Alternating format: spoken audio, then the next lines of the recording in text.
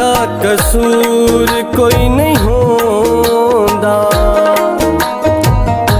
जान के दूर कोई नहीं होंदा। ढोला वे माया वे साडी किस्मत इंज दी है, इन मजबूरियां तेरियां ढोला कोई नहीं रिझ गिए। निभदी पई निभ वैसी